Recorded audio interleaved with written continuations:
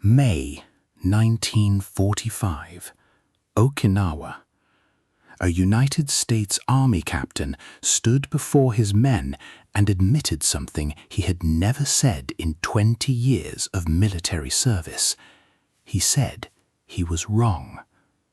Around him stood soldiers who had mocked the same man, soldiers who had called him useless, soldiers who had signed a written petition demanding he be removed from their unit before they ever saw combat, soldiers who had beaten him in the middle of the night, hoping he would quit. Every single one of them was alive because of the man they had tried to destroy. His name was Desmond Doss, 26 years old, 5 feet 6 inches tall. He had never once fired a weapon in combat. He had just spent 12 hours on an enemy-controlled ridge, Japanese patrols hunting him through the dark, lowering 75 wounded Americans to safety one by one using nothing but rope and a prayer he repeated until his hands bled raw. This is the story of the soldier the United States Army completely, catastrophically got wrong.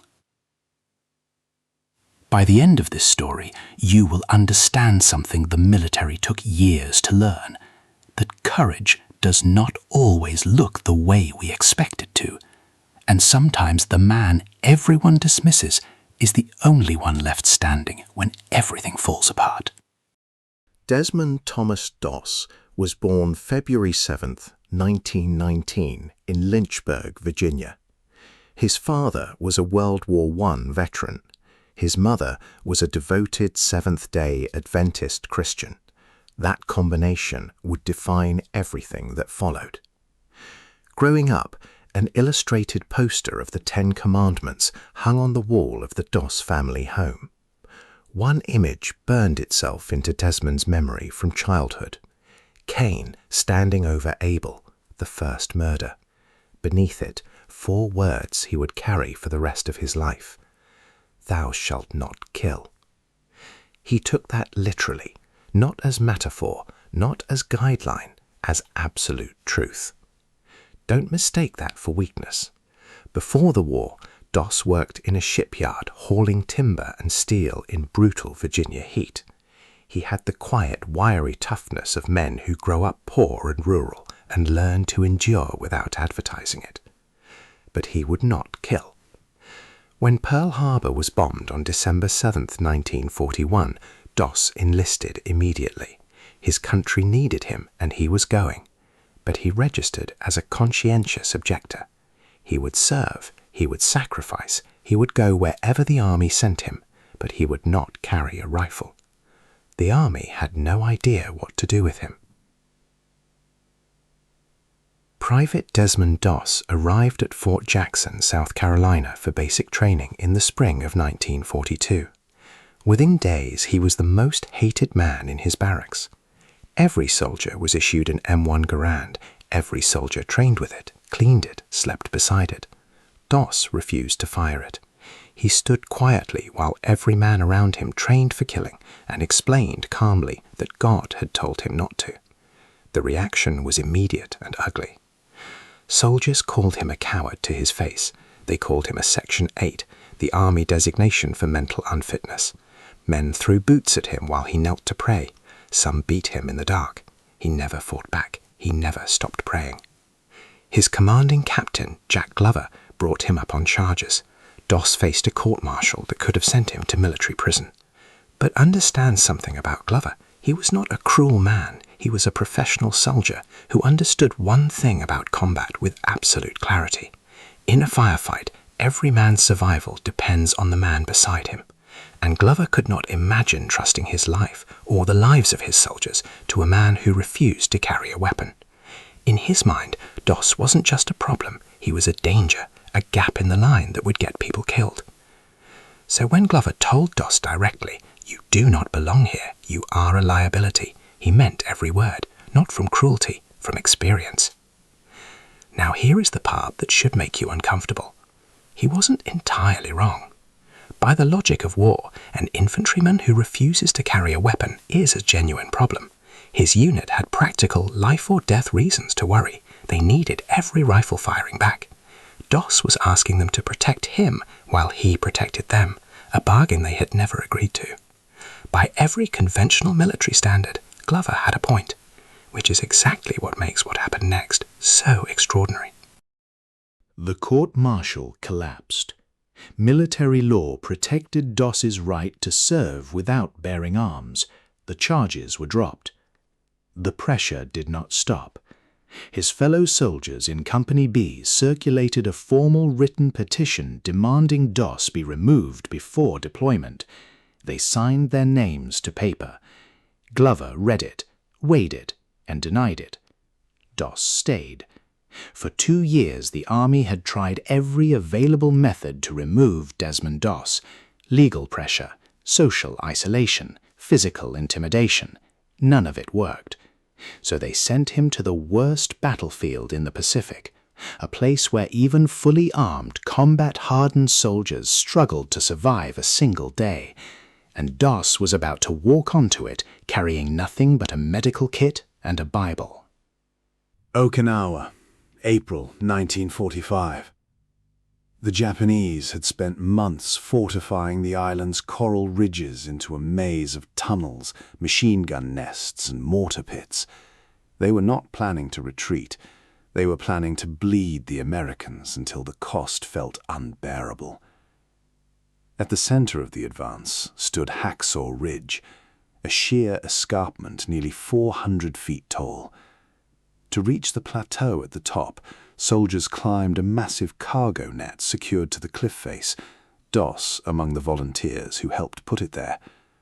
They climbed exposed, under fire, the entire way up.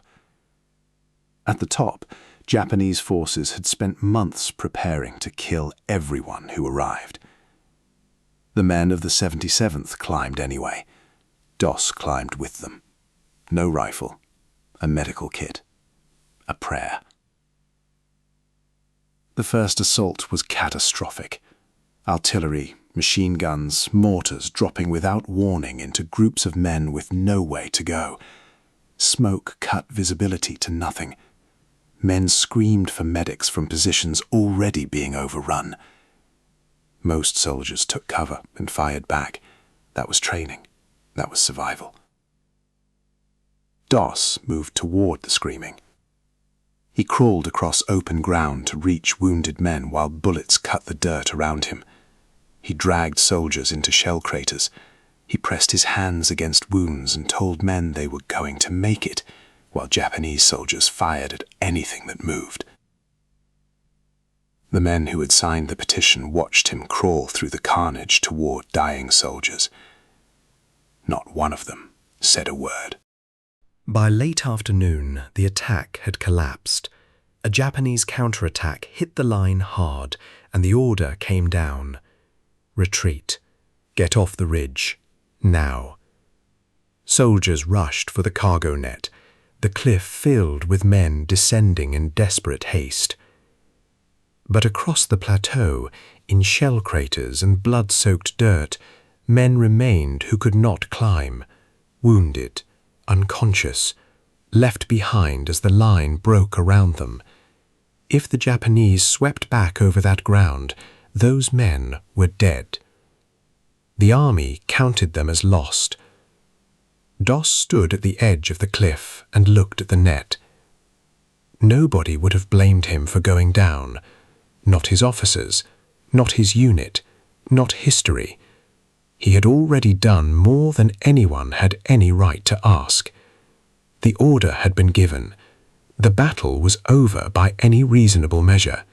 His duty, by every standard the army recognized, was finished. He looked at the net. Then he looked back toward the ridge. He turned around. The rescue did not begin in darkness. It began in the brutal, exposed light of a lost afternoon. Doss moved across open ground in full view of Japanese positions, locating wounded men while the enemy consolidated around him. As afternoon became evening and evening became night, he kept working. Japanese patrols moved through the area. He prayed in a whisper to avoid detection.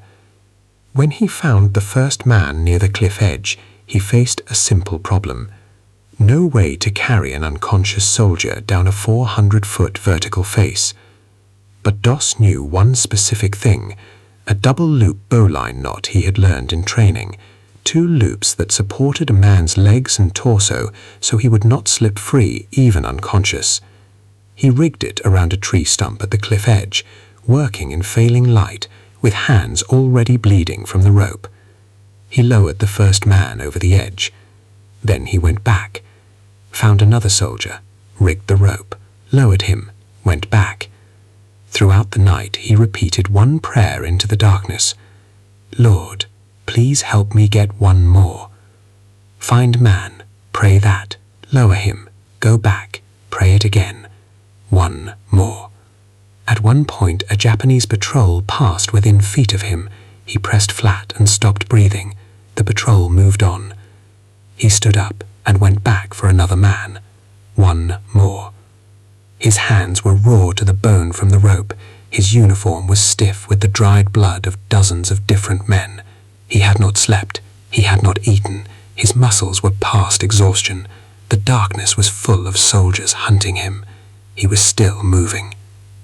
When dawn finally broke, American forces organized a second assault and began climbing the net. They climbed expecting silence. They climbed expecting to find a plateau swept clean of anything living. Every man on that net believed Desmond Doss was dead somewhere up there in the dirt. Then someone near the top of the net stopped climbing, then shouted. Another voice answered from the plateau, then another. The soldiers coming over the lip of the cliff stopped and stood completely still. 75 men, alive, bandaged, waiting, and beside them, Desmond Doss, sitting in the dirt, hands bleeding, eyes hollow, still there.